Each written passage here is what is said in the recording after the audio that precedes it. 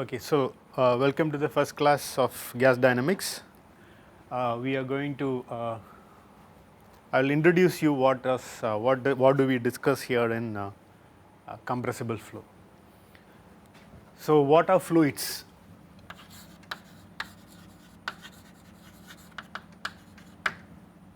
Introduction. Okay, what are fluids? So fluids are substances which continuously deform due to shear. So if I define my fluids as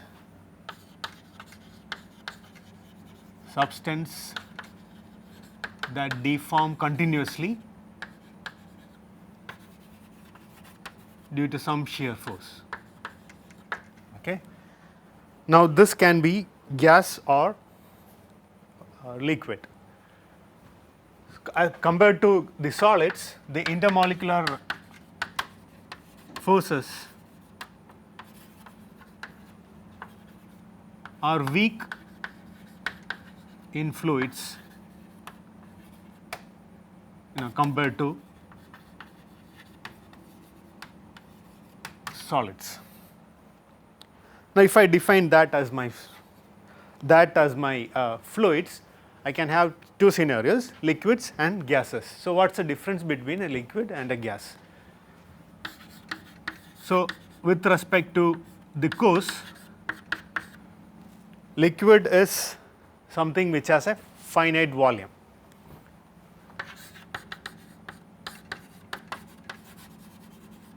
Or it takes the shape of the container. Now more technically, the density is assumed constant, or rate of change of density due to pressure is negligible. What do I mean by that?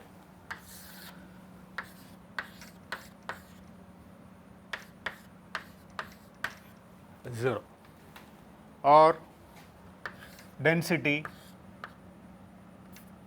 not a function of pressure.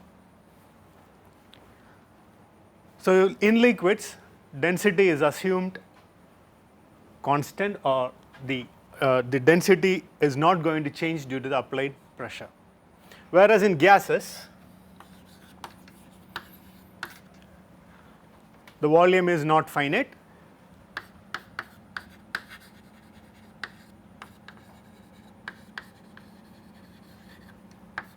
the rate of change of density due to pressure is not equal to 0. It is going to change, or the density is a function of pressure, which leads to something called equation of state. So there is some function of pressure that is going to give you a density. So the relation between pressure and density and probably temperature is going to give you something called equation of state.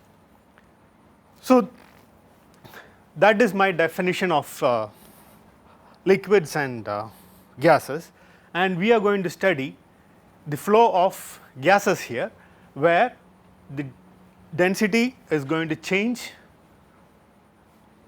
with applied pressure, okay, and that is the subject of compressible flow, which is the gas dynamics. Now there is another assumption associated with it, which we will strictly restrict to and is valid for this particular course, something called continuum.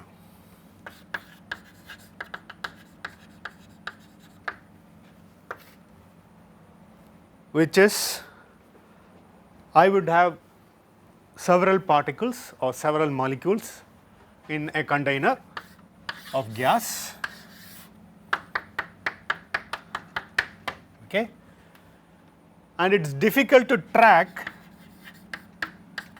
these individual particles.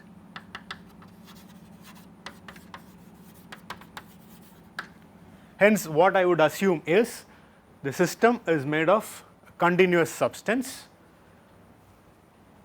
and I am not going to track these particles. The property would be any property that is associated with this gas is a average of all the particles contained in that. So, with this assumption, you would define your density to be delta mass by delta volume, with the limit delta volume tending to some small value.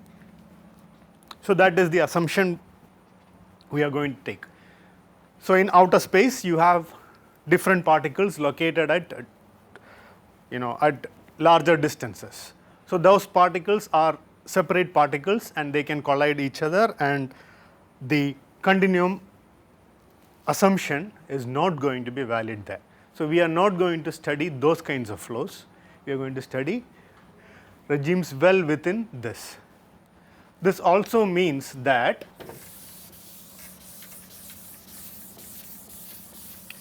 the characteristic dimension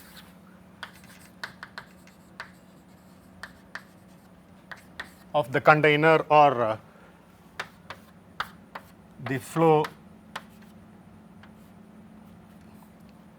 the container or the domain in which we are studying the flow, the dimension d is much larger than something called a mean free path.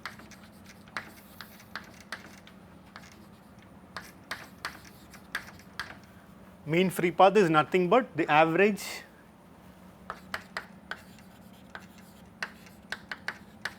distance a particle might have taken between two collisions.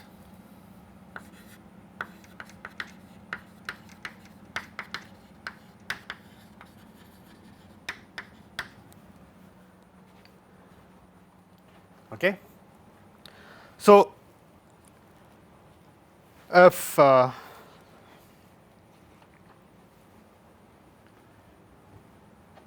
so if our system is something like this, where we have a continuous flow, continuum mechanics that is valid in the domain we are going to study, that will also lead to define something called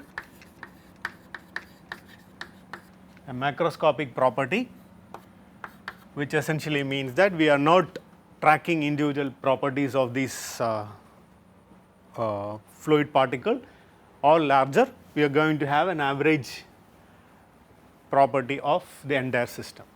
Okay.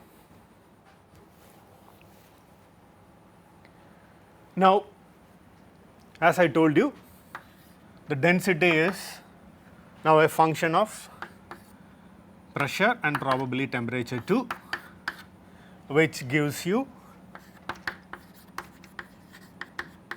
something called equation of state. This relation of density, pressure and temperature is valid for gases, liquids and solids. For liquids and solids, you will have a lengthy equations which may be a polynomial, maybe a series function or an exponential function. But what is to be understood here is that there is no single equation that is valid for the entire set of liquids or solids or gases. Some equation may be valid for some regimes of temperature or pressure. Okay. So, you will see different kinds of equations of state. One popular equation of state for gases is the perfect gas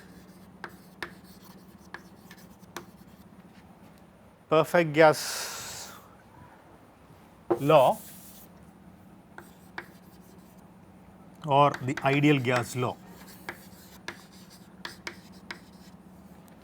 which relates pressure and density of this form, where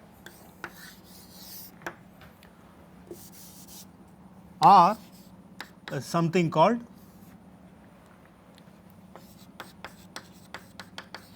specific gas constant. Okay. As the name suggests, this relation is valid only for some specific gases. If you use the specific constant of air, this equation is valid for air. Now, you can relate the specific gas constant R with something called universal gas constant in the following form.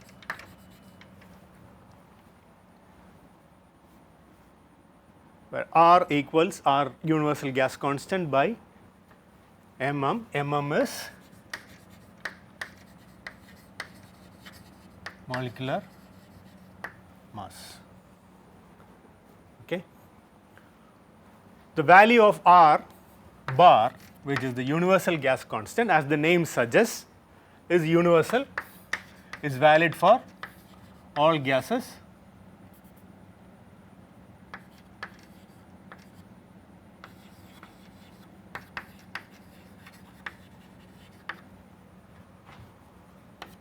so 8314.3 joule per kilomole Kelvin. Okay. And example for mm for air is approximately 29. Again kilogram per kilogram mole.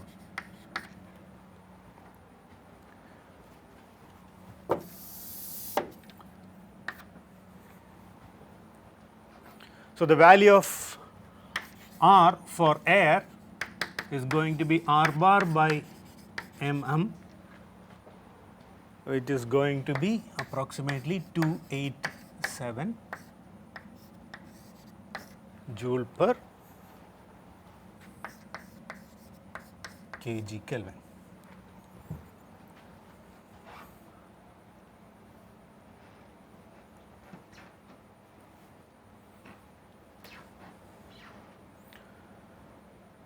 So, in this equation P equals rho RT, which is the ideal gas equation.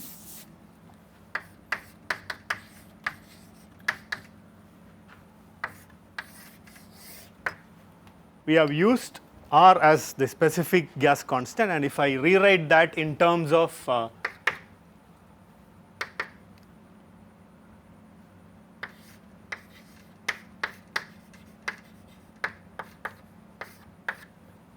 okay, right.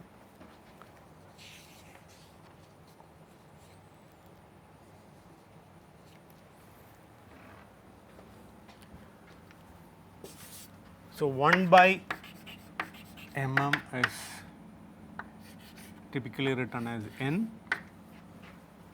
which is nothing but the inverse of this kilogram kilomole per kg. This is something called mole mass ratio. Now, if I substitute N there, my P by rho is N R bar T, and I can rewrite this as P V N R bar T, where V is my specific volume. Okay. So, this relation, which is ideal gas relation, assumes there are no intermolecular forces, or the intermolecular forces are negligible. Okay.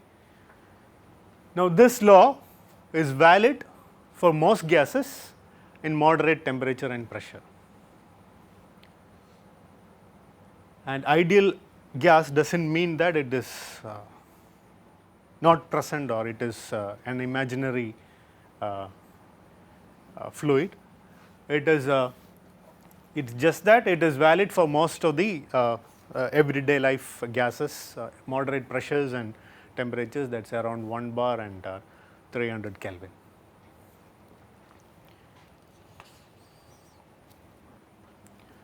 Okay. Now, I have defined a continuum fluid that is subjected to, say, some pressure.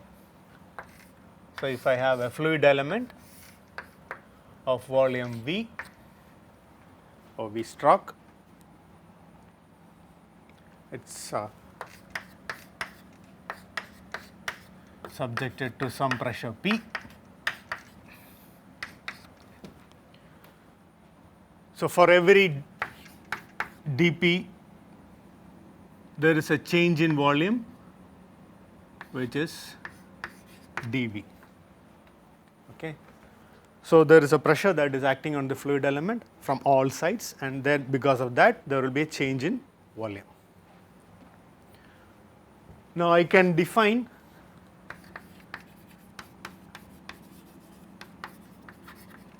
compressibility beta as the rate of change of this.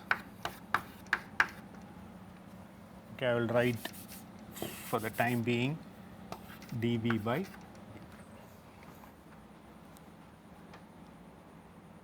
So, the compressibility is defined as the volume change due to the pressure. Now, this volume change can also happen due to temperature, or so it is essentially a function of temperature and pressure. Now, if I attain this change in volume at constant temperature, I rewrite this as this form, and I call this compressibility as isothermal compressibility. Okay.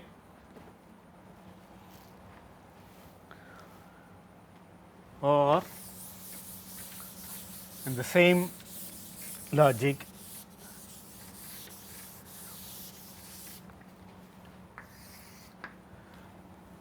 I can define something called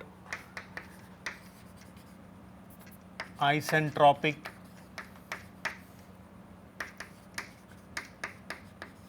compressibility as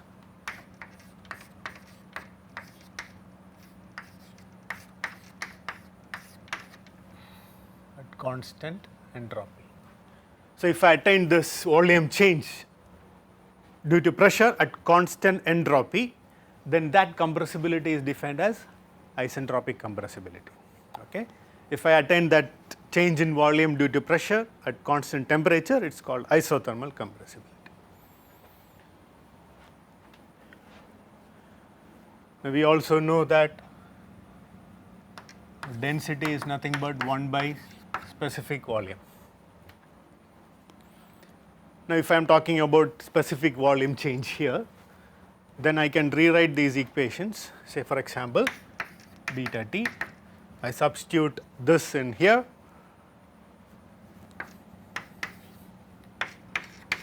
so substitute 2 in 1, I should get 1 by rho d rho by dP at constant temperature. Okay. Or my d rho is beta T rho into dP, which essentially tells me that for every there is a change in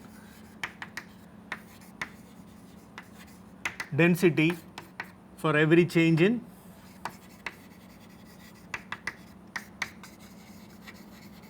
pressure. Okay.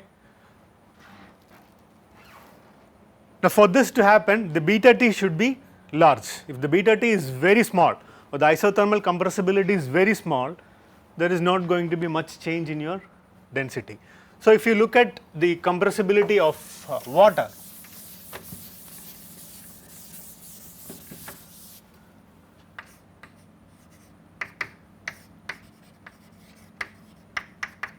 the value is so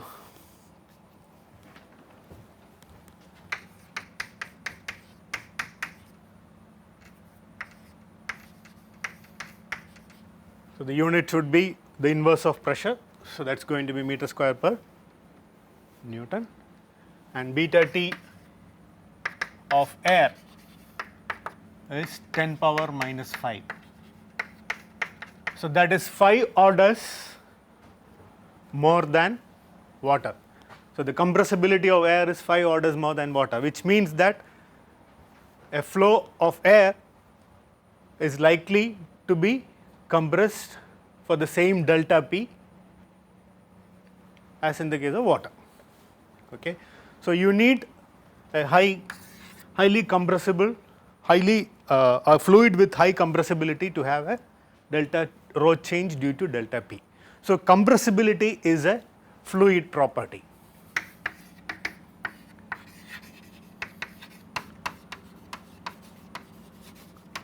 Okay. For the flow to be compressible, you need to have high compressibility. Okay. So, the compressibility is fluid property, but flow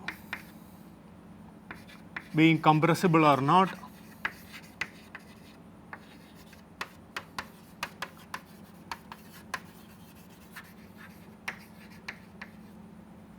it is not entirely this definition. Okay. So, it is going to the flow being compressible or incompressible depends on the d rho by dt value.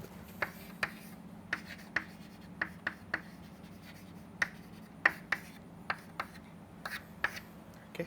So, the fluid property compressibility is a necessary factor for flow being compressible, but just because it has a large compressibility does not mean that the flow is going to be compressible. Okay.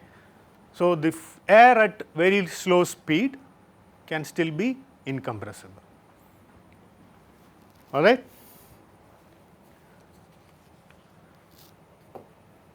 So, okay. So, I will end this particular lesson with this. Okay. So, next class we will have thermodynamics, first law, second law,